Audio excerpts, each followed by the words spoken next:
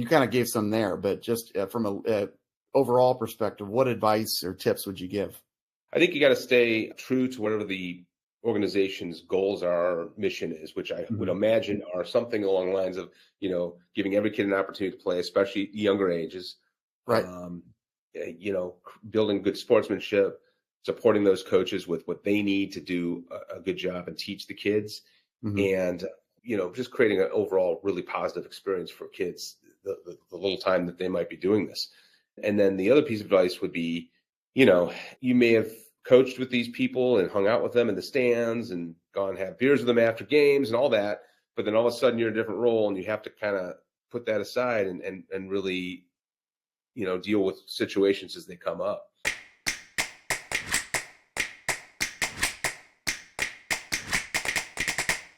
Welcome to Old Dogs, New Tricks, the podcast that proves it's never too late to embrace change and chase your dreams. I'm your host, Dan O'Keefe. Each week, we'll dive into the stories of those who, like me, have become first-time fathers after 50, or who have made bold career moves later in life, or just faced abrupt adjustments to their norms. Through these inspiring tales, we'll explore how these transformative experiences impact both personal and professional lives. Join me as we uncover the wisdom, challenges, and triumphs that come with venturing down a new path after 50. Whether you're contemplating a big life change yourself or simply looking for an uplifting listen, you've come to the right place. Old Dogs New Tricks is brought to you by O'Keefe PR, a content marketing and public relations agency dedicated to helping clients craft the right content that connects with the right audiences on the right channels. Welcome to episode 2 of Old Dogs New Tricks. Today we're going to talk with Rob Pasquinucci, a public relations and media professional for a couple decades now. I've known Rob for a good chunk of that time. He's also one who became a father a little bit later in life, not quite as late as I did. But what I'm most interested in about Rob is, like many parents, young and old, he became a volunteer dad coach to his 2 young children, but then was asked about 4 or 5 years ago, I believe, to take on a volunteer leadership role with one of those schools, other parent coaches, and which comes with a lot of drama. And here's Rob Pasquinucci to help tell us more about his experience in that regard. Rob, thanks for joining, buddy. Thanks for having me. So, Rob, what I was just telling everyone was how we know each other through the PR circles, public relations circles, right? I have my own agency. You've worked for several. Yep. We both are in Cincinnati, Ohio.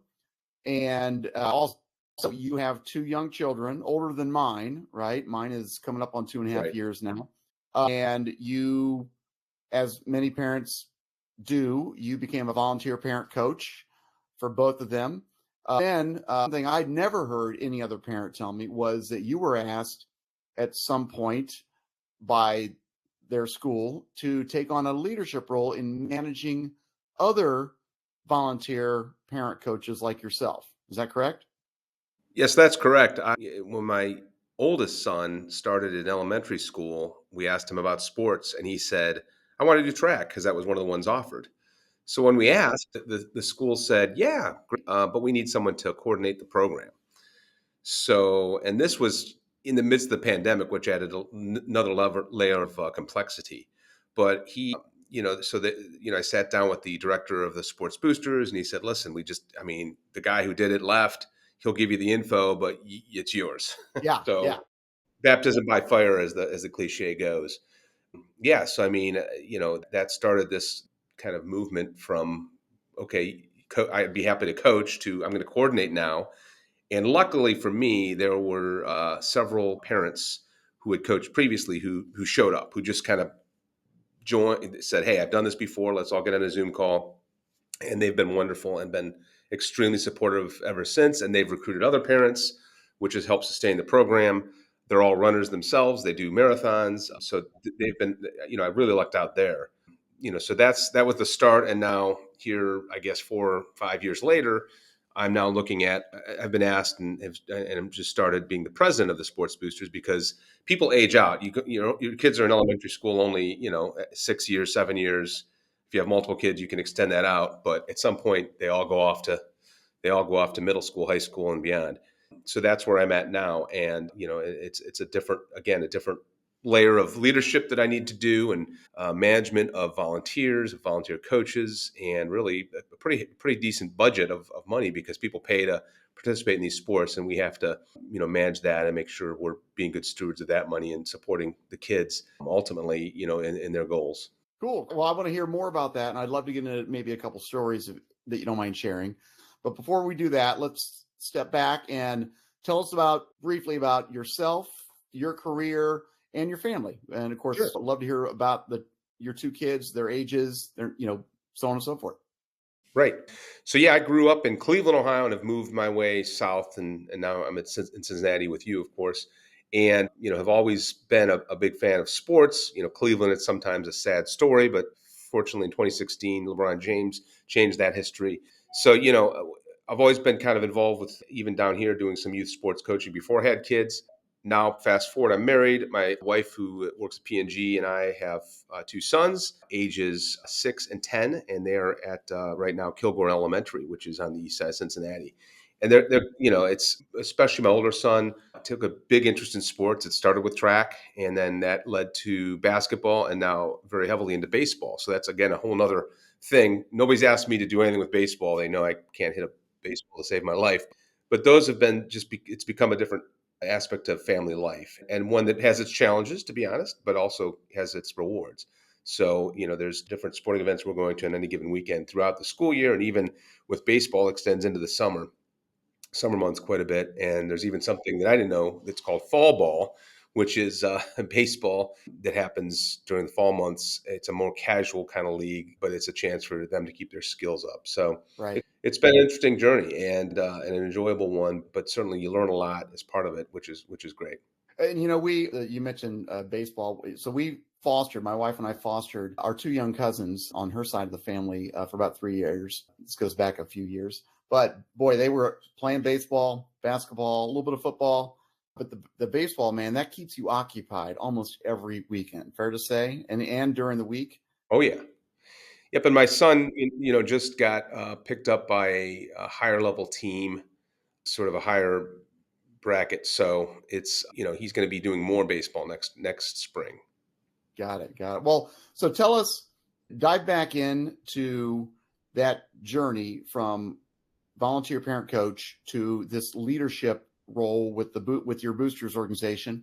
Tell us a little bit more exactly of what that is and how that came to be, and then what's it. What are I guess, the pros and the cons of being thrust into that kind of leadership role, which you're not getting paid for, right? No, not at all. Right. Right. And one of the things that I was involved with a local neighborhood council here, which is a big thing in Cincinnati. Each neighborhood kind of has its neighborhood council to support the neighborhood. So I was kind of thrust into a president role there, which kept me saying, "Hey, this track thing is about all I can do," But somebody who was rolling off the Kilgore board, Sports Boosters board, said, "Hey, I'm leaving. We really need someone. If we can spread this out for another year, get another guy to step in for a year." Could you do it then when you're done being president, your term limited off? And the timing worked out great for that. But yeah, it was sort of like, hey, we really need someone. It's a young board. You've been on this board now for 4 years, which is, in elementary school time, a long time. Mm-hmm. So that's kind of how I got I think the phrase is All told. voluntold. Yep.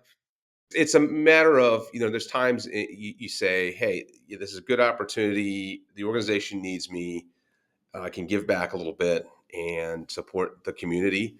So I'm happy to do that. But it does come with challenges in terms of time. Like tonight, I have a board meeting. So there's going to be a couple hours I'm out of the house. And, when we get into different seasons, certainly I'm still involved with track. So that's going to be heavier lift. And then just the general, anytime you're leading an organization, there's hey, what about this? And you also want to leave your mark. So there's some initiatives we're doing that I'm trying to spearhead. So those are involved, phone calls and gathering information and sharing that with the group, and dealing with volunteers who sometimes get burned out and can't do what you may have wanted them to do, or need a different role, or need to roll off. So that's always the challenge in these kind of leadership positions. But it is rewarding. I know, it's great to have such a strong program at an elementary school level. I'm proud to say we have, I think, 75% of those kids in that school doing at least one sport, which is great. And we also are able to support kids that, for whatever financial reason, cannot participate. We can give them a full scholarship for whatever sports they want to play. So money won't be an issue for a kid that wants to do a sport. So those are things I think that are good and I think are positives for what we're doing. And we figure, again, it's a public school, anyone can go there. We do events that, we were able to, before I got on there, put a new AstroTurf. AstroTurf's a brand name, but a artificial turf field so that soccer can be played in the fall. We redid the playground areas at the school with some of the finances that we raised over the years, both from the parent fees for the sports, and then we do a couple fundraisers throughout the year. Right, right. And for those who aren't familiar with Kilgore, it is a very well regarded public school in the Cincinnati Public Schools district, right? Right, So right.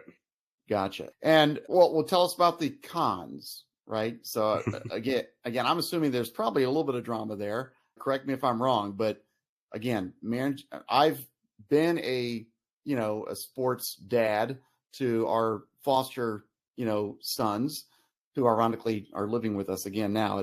They're in their teens, so I know what that's what to some degree what that's like. But I was never a dad coach, and certainly never at your level, right, where I'm managing other volunteer parent coaches. So I have to imagine that there's there's some grief that goes with that. Part of it is too just the time commitment and time away from your family if you're going to board meetings and doing other activities. But that comes with the territory. I think when we talk about drama, there's things, there's events. I know we had a sporting event last winter where our athlete, another athlete got into it in a not positive way. So we had to step in and deal with that.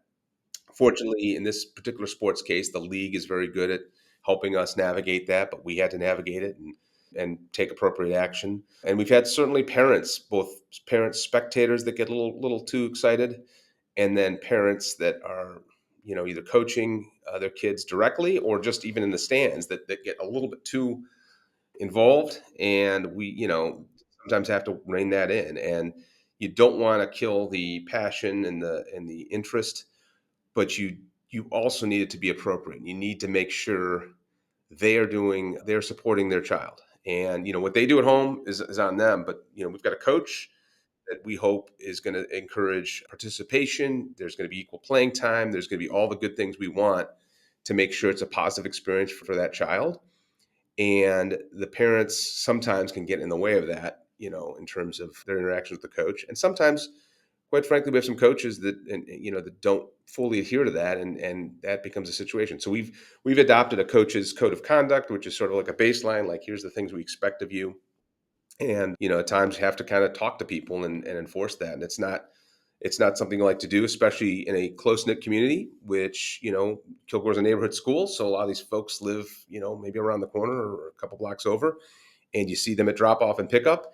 So you don't want to have that situation, but you also want to make sure it's a positive program. Right. And we're trying to get more of a feedback loop. One of the things I'd like to do is get sort of a feedback loop every year, not necessarily to chase a coach out or something, but to say, hey, Rob, you were great, but the kids felt they didn't really understand this aspect of the sport, or they didn't understand why you did this, or they could use more instruction here, or something. I mean, I think the biggest challenge a lot of these sports have too is just to make sure parents feel like they're in the loop and know what's going on. Even though a lot of times things are, baseball games get postponed because of rain. Same with soccer if there's a flooded field, which we have in Cincinnati, being on the river. So you have to work with them, and sometimes people get a little annoyed, and you also have to help make sure kids are not overextending themselves. We have some high achieving kids and some high achieving parents that think, well, you should do all the sports. And yes, but you can't, They got to be kids too, right? Yeah. yeah, you got 5 days a week of practice, and then you start to have parents saying, well, why can't track practice be on the nights that are the opposite of soccer practice? Well, we only have when we have facilities available. We have to Right, manage. right. So those are always things we have to kind of coordinate and have parents understand. But ultimately, it's about continuing that positive. Make sure they're positive role models. Make sure they get the coaches get the instruction they need. And that's something I'd like to continue to push with our group is there people places we could do some training. I know track, the organization that does track in Cincinnati Mhm. for elementary school has a half-day training, which is great. Luckily, we're in a world where YouTube has amazing resources. Yep. You could find out, as I have, very quickly how to coach shot put, something I didn't do in high school track when I ran, or how to coach, all those things. So those are resources we need to help push out. I think that's always a challenge, but really, that's a challenge. And the other thing is when you're the parent and the kid is aware of something going on, whatever drama there might be, so and so's dad, isn't coaching this week because of a problem or whatever. Right. You hear about that, and how do you share that, and how do you make that a teachable moment? And that's obviously every parent's decision, but how much of this do you share, because sometimes that gets repeated back at school and may not get repeated accurately. So Right. as a parent, that adds another layer of like, well, I heard this, and you have to kind of dispel rumors. And it's a funny story. A couple of years ago, we do a 5K every spring in May, Mhm. and right around the neighborhood. It's a great little event if you like to Yeah, run. I think I've Yeah, either participated in it or certainly been there as a yeah, spectator. and we get a beer truck for afterwards and a band or a DJ. But The one kids, year, the kids, unfortunately, yeah, not for the kids. The beer's for the the adults, kids not for the love the beer. Yeah, that's what motivates them. Yes, exactly. But one year, unfortunately, we had one of the dads, I think, just got overheated and passed out, needed the paramedics. And, I'd sort of heard about it because I was running, and he came back, and I heard and the kids were, I heard he died. I heard they had to take him to the hospital. I mean, and none of that happened. He just needed like an IV and probably a beer, and he was fine. But, but these things get blown out of proportion. And, especially as you get into fourth, fifth, sixth grade, these things start to travel quickly around the building, and you have to kind of work to bring Myths that and back. legends start to build. Yeah. And the other thing you have to deal with is it's a public school, and yes, we are blessed and fortunate to have a lot of parents that have the resources to help support the program and want to do things. But the public schools sort of say, hey, these are the parameters you have. You can't, suddenly just build a gym in the middle of, on public school property. You have to look at equitability in a district that sometimes struggles, and make sure that, the resources we're putting into it are appropriate for what we're trying to do with the mission, in a way that helps further the education and the, good sportsmanship types of things we're trying to teach. Gotcha. Yep. Yep. Absolutely. And what about personalities? Is there any level of managing personality to that role that you fill now? Well, there is, and I think it's important to understand who people are and what's their motivating factor for doing it, Mhm. for doing the coaching. And sometimes you have to rein them in and say, listen, this is elementary school. We can't Right. be doing these things. I mean, there's a culture thing, and from leading an organization, you can sometimes bring one person into a culture, and it makes it kind of messy. A couple years Oh yeah. ago, Well, all it takes is one. yeah, exactly. And a couple years ago, I had a dad that was willing to help out with track, and he wanted to like lead them in sort of a pre-practice drill, and he was like a drill sergeant, just Yeah. And the other moms who've been helping us for years were like, "This is ridiculous." So, kind of had to rein that in, because it's like, this is track. I mean, Don't want to mess um, with the mama bears. No, no. exactly, exactly. And then the other thing you have to deal with, sometimes kids kind of get pushed into a sport because, or, they think they want to do it, and then they get into it and they just don't anymore. Hmm. And parents have different feelings. Like, do you keep going to practice? Do you not? And that's a personal parental decision. But then you have to communicate with the coaches, and sometimes the team dynamic gets messed up if you don't have enough players or whatever. But like, if that person really doesn't want to participate, then those are conversations you have to have. And Right. sometimes parents don't realize it. Maybe you had a kid that showed up to practice and basically, goofed around the whole time, didn't participate at all, refused to listen to the coach. So then when Sunday comes or Saturday comes and the game happens, and he or she is on the bench, a parent gets mad. Then it comes to kind of bubbles up to me, and I have to say, well, what happened here? Well, this individual just, I can't allow him to be, or her to be in the game because of this thing that happened the other day. Hmm. Got to kind of making sure you're a conduit to that communication, because sometimes the kids aren't going to come home and say it. But Right. luckily, we have parents that are involved both as coaches and even just hanging out at practice, and they can get a good sense of what's going on with their child, and hopefully they can make some corrections as well. But Yeah.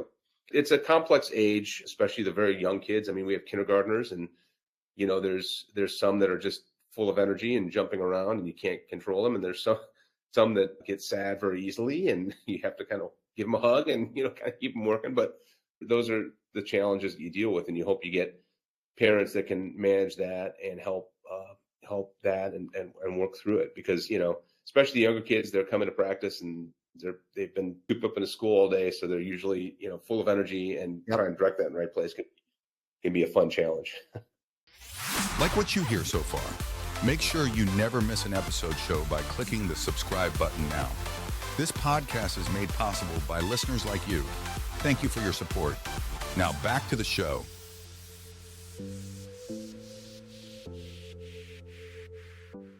First off, I think I mentioned to you before this story, but when we had the boys, the oldest one, who back then he would have been either 9, 10, or 11, let's say, and he's coming up on 18 now, but he was playing football for the school that both the boys were in at the time. And the coach, I was taking him to and from practices all the time, so I got to stay and watch them practice several times. And the coach was in law enforcement, I want to say the FBI. And right away I started to realize, oh, this is going to be an interesting season, right? He would make these. He had this huge, big chain link necklace. I mean, huge, like the links were that he would make that one kid every practice. I can't remember whether it was a punishment or it was meant to be a reward. Wear this chain, right, all through practice, if I recall. I'm like, this is great. These kids are like, whatever grade that is, right? 5th or 6th or 7th, whatever. And then found out, of course, that like his son was a quarterback, which, I think that's something you run into a lot. And they were not doing well that season. They weren't horrible, but it was a losing season, right? And I went to took DJ to one of the games where, for whatever reason, the quarterback was out, and the two of the other starting positions were out. The kids who were playing in these positions, and so they filled those positions with kids who either were bench warmers or simply did not get a lot of playing time that season up to that point, and they destroyed the other team, right? And so all the parents, as I remember, all the parents kind of rebelled against this coach at that point, who I think were harboring a little bit of resentment that, their kids weren't even tried out for quarterback or anything, right? And now they had the justification to say, okay, this proves our point, right? And I think that coach either left on his own accord or was fired. I'm not sure how that works, right? You would know better than I. But, have you ever been involved in that kind of tenuous situation? And are you involved in the hiring and the firing of these volunteer parent coaches? So the way it works with our organization is we have coordinators for each sport. So there's a soccer, a track coordinator is me, basketball, volleyball, baseball. And those individuals then say, all right, well, we've got 5 baseball teams or whatever, we need coaches. And, again, they're asking parents and getting parents to help out, and it works that way. And normally it's fine. But we've had issues where, there's a coach that, there's been a problem, and it kind of bubbles up pretty quickly. And you have to have those conversations. Again, we're a volunteer-driven organization, and we really don't like to tell someone, hey, this might not be the best fit for you right now. Right. But those kind of things happen. We've had coaches get suspended, and that's a problem. Each league has different rules too, as far as what they do if there's a coach that creates a problem. Again, we've been lucky that 90% of the volunteers have been really spectacular, and there hasn't been a problem. But again, it's just having that, working together and kind of looking at the overall goals, and you trust the coordinators and say, listen, if there's a problem with someone and that person has to go, you have that conversation. As difficult as it is, we will support you as a board, and then move forward. And whether that's, take a year off or maybe step away for the rest of the season or something like that, we need to do that. These coaches can play a huge role in the success of a student athlete and can really change their behavior. There's an article I think I just saw last week. There was a study done by Ohio State University where young athletes often stop doing it because of some negative experience. And we want to try to avoid. Now, some kids just aren't cut out for certain sports and decide to do other things with their lives. That's great. But the study did show the longer you do it, the more successful you'll be and both healthier and better as a human being, because, sports, especially young age, you're making friends, you're having to work with people you don't know. You're getting a coach that you don't get to pick. He shows up, she shows up, and you got to learn how to work with that person. I think those are great life lessons, whether only 0.1% of these kids are going to ever become any kind of professional athlete. Yeah. When you look at the nation, but to be able to instill that kind of sportsmanship, which I think applies to business, it applies to life, human, talking to people, confronting people, being able to disagree, or be a rival of a team, but still at the end of the day shake hands afterwards. All those things are really important, and I think especially today, where we have a very fractious society for if both politically and just collegiality, I think needs to be improved. Sports does that. You have to line up at the end of the game, whether you've had the toughest loss or a crazy win. You got to line up and shake that person's hand and walk out of the gym. Yep. And last year I remember there was a game where my son got fouled hard by a kid. Like I jumped out. I was like, the dad, right. the daddy bear, mommy bear, both my wife and I were like, oh, what's that kid? I mean, intentional foul, close game. Right. My son was driving, fouled hard.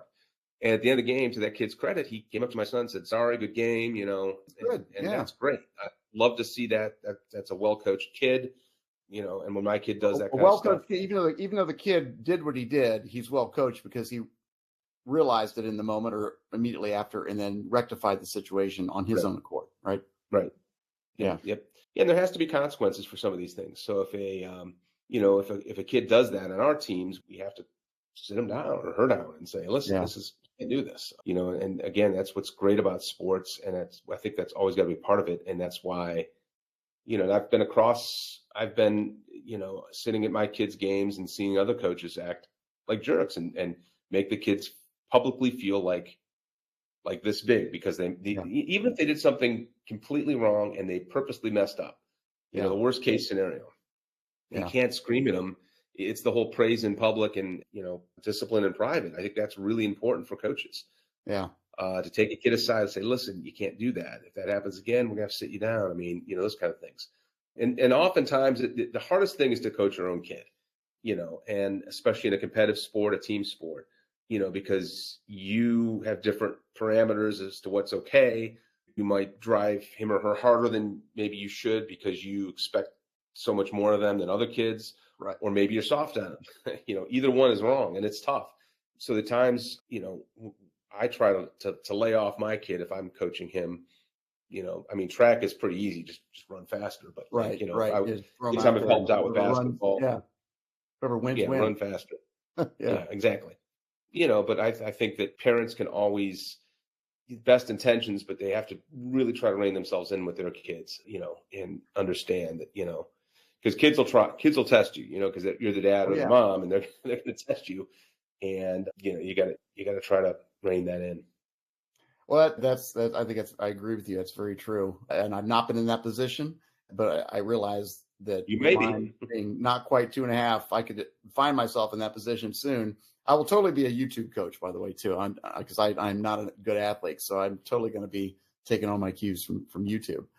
Don't know that I would ever volunteer myself, or even if requested, agree to do what you're doing, though, because that's hardcore.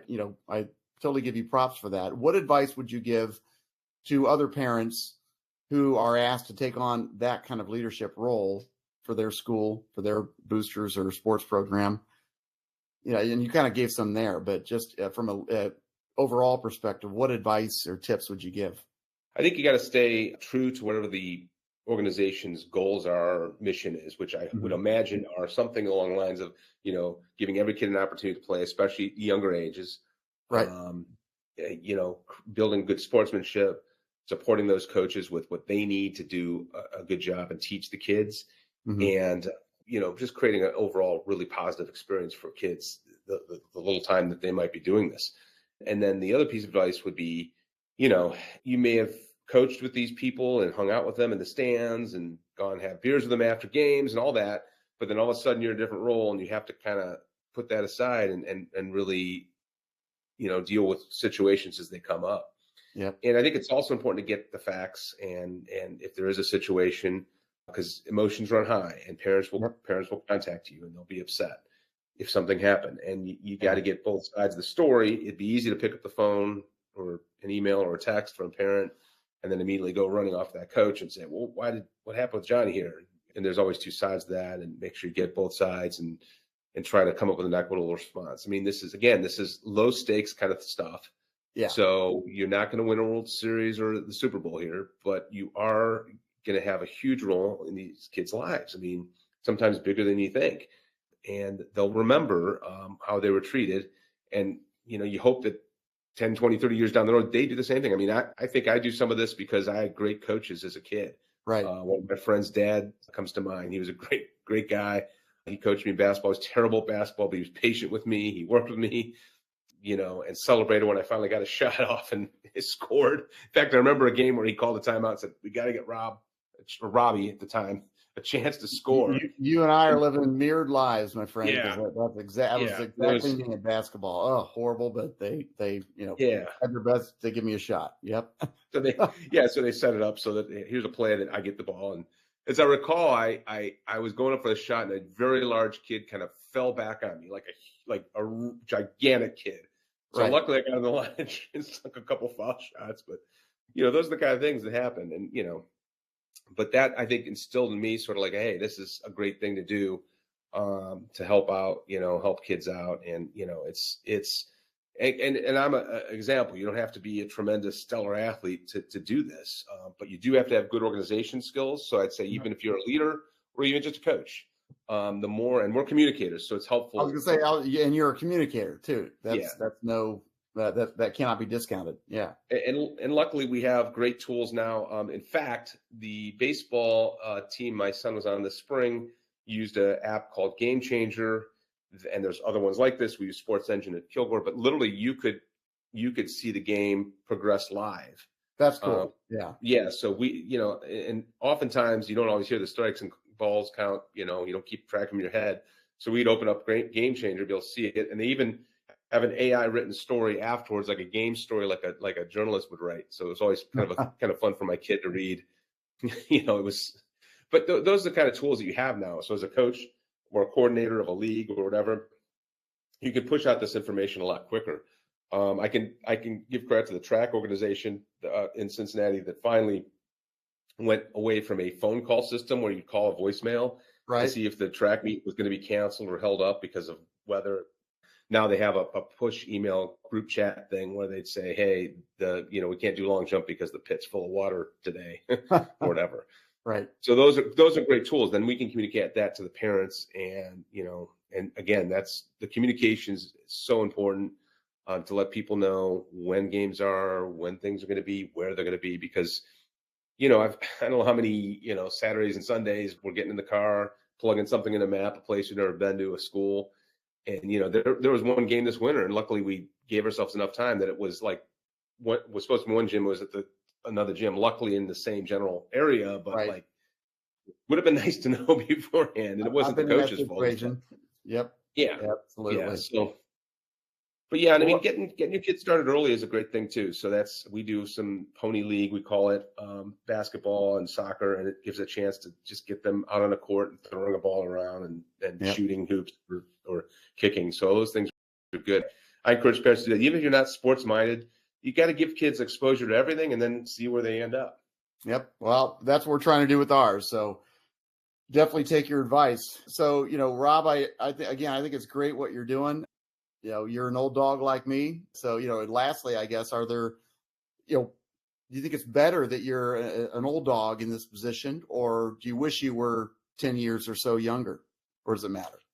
Well, when I get up early and have to load up the car with a tent and whatever to go to a track meet, sometimes I wish I was younger. Yeah. But, I guess with age comes wisdom, maybe some more patience. So, you can give people some more grace and understand, hey, this is, because you've done it before, right? And again, I coached before I had kids, some basketball teams here locally, just for fun. I just thought it was kind of a fun thing to do. It sort of was a nice competitive outlet for me. So I think that helped give me some background, some basics to kind of build on. But like, yeah, I mean, having that wisdom and having been around the block a few times helps. I think having some time at the school and in the neighborhood helps. And I think having been on, 2 or 3 or 4 different boards, in my life helps too, because the board piece of it is interesting because, everyone's got their passion. People, got to figure out how to use people and have them deploy their talents in the right way, but not to the point that they're, dominating the conversation or whatever. So, those kind of complexities can be at best interesting. So, Yeah, yep, very true. I've been on a few myself, and yeah, you're right.